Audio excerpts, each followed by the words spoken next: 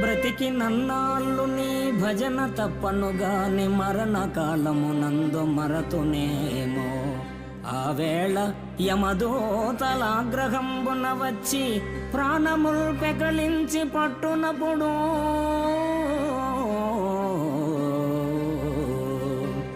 కఫవాత పైత్యముల్ కప్పగా భ్రమచేత కంపముద్భవమంది కష్టపడుచు నా జిహ్వతో